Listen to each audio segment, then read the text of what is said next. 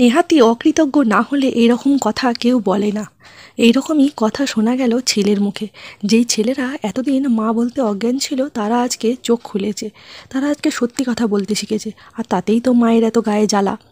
দেখুন আজকের পর্বটিতে ফুতুল আসে তার বাপের বাড়ি, যদিও ফিমুল তাকে সঙ্গে করে নিয়ে আসে, কারণ এইরকম একটা অবস্থায় অসহায় ননদকে একা ফেলে আসা সম্ভব না ফিমুলের পক্ষে। তাই বাড়িতে নিয়ে আসতেই মা দেখে বলে, কি হয়েছে মা, তোমার চোখ মুখের এরকম অবস্থা, কাঁদছো কেন, কি হয়েছে? আর তাছাড়া তোমার দাদা বৌদিও সেই ভোরবেলা বেরিয়ে গেল, তারা এসে গেল, আমাকে তো কেউ কেউ কোনো কিছু বলার প্রয়োজনই মনে করে না। কি হয়েছে? শ্বশুরবাড়িতে কিছু ঝামেলা হয়েছে? জামাই ভালো আছে তো? এরকম করে যখনই জিজ্ঞাসা করে ফুতুল হাউ হাউ করে কাঁদতে থাকে। তারপরে ফিমুল বলে, ফিরতো তার খুব শরীর খারাপ, তাই ওকে আমরা এখানে নিয়ে এসেছি।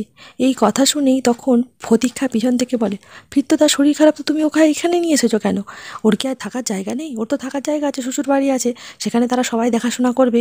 এখানে নিয়ে আসার কি যুক্তি আছে? দেখেছো মা, তোমাকে কোনো কিছু বলারই প্রয়োজন মনে করেনি, অনুমতি নেওয়ারই প্রয়োজন মনে করেনি। মা প্রথমে ফতিক্ষাকে চুপ করতে বলে, তারপরে সেও বলে যে হ্যাঁ, এখন তার প্রয়োজন ফুরিয়ে গেছে, এখন তার মেয়েটাকে পর্যন্ত হাত করে নিয়েছে, হাত তো তাকে করতেই হবে।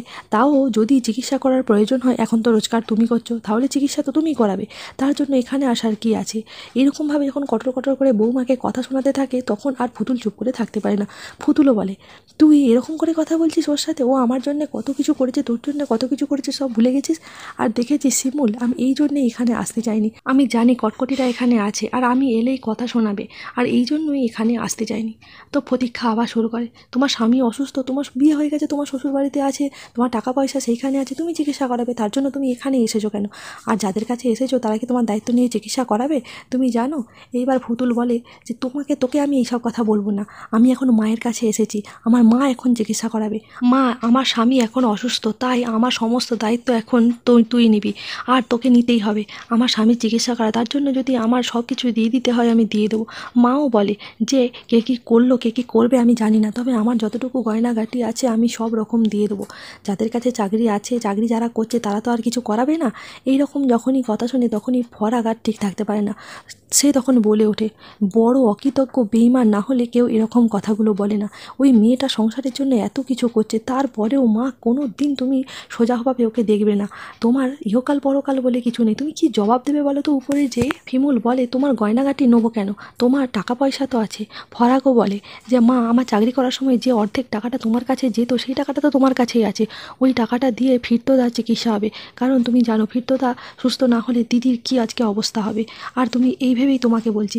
এইদিকে প্রতীক্ষা তখন বলে, না না মা, ওই টাকা তুমি একদম দেবে না, ওই টাকা তুমি যদি দিয়ে দাও তাহলে তোমার ছোটো ছেলেকে আর ছাড়াতে পারবো না জেল থেকে, লয়ার ডাকতে হবে, লয়ারের কত খরচা, ওই খরচা কে দেবে?